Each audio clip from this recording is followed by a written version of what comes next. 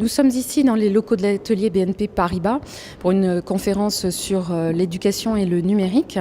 Et je suis avec Monsieur Fourgousse, qui est entre autres maire de la commune d'Elancourt et dans laquelle vous avez mis en place dans les écoles en particulier nombre d'équipements numériques.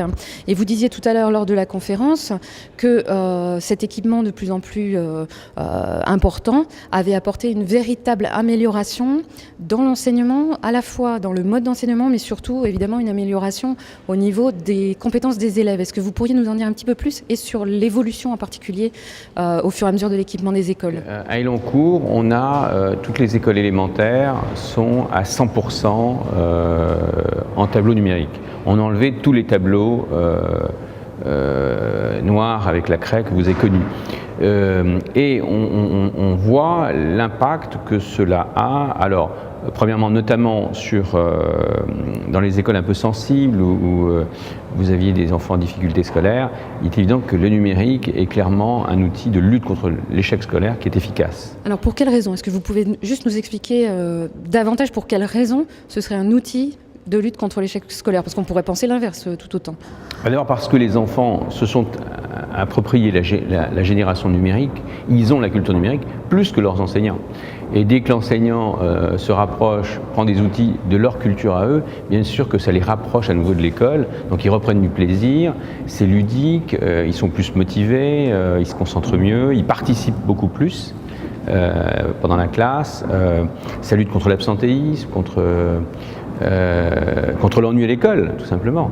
Bien sûr, le cours est beaucoup plus attractif. D'abord, vous passez du cours de l'écrit à celui du son et de l'image. Quelle personne et quel type de compétences allez-vous recruter pour former ou accompagner les enseignants dans les écoles ou les responsables d'établissement sur ces nouvelles méthodes et ces nouveaux outils?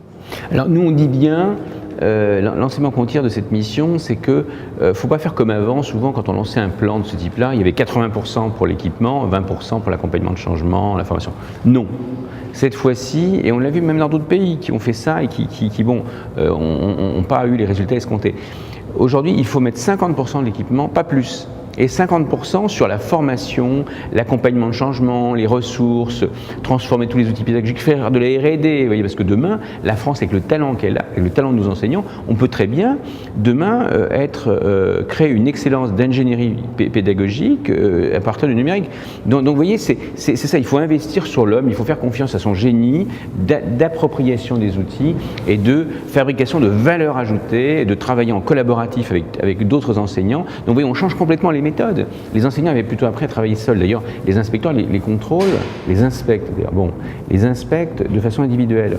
Demain, nous, on prescrit que les inspections soient beaucoup plus larges, beaucoup plus sur le projet pédagogique, même si c'est une partie individuelle. Mais, donc, vous voyez, c'est vraiment un vrai changement, une transformation de la pédagogie française qui est devant nous. Alors, ça ne va pas se faire en une semaine, mais il faudra mettre des acteurs de changement, comme vous le dites. D'ailleurs, il faudra mettre dans chaque circonscription ou dans certains collèges, de mettre un acteur de changement qui sera soit permanent, soit accessible très rapidement, très facilement, de proximité, pour répondre aux questions, toujours accompagner le changement, même quand un réseau tombe en panne. Vous voyez, il y a une partie, un accompagnateur technique et un accompagnateur pédagogique. Deux postes, enfin deux métiers qui sont en train de se créer avec cette révolution des TIS à l'éducation nationale.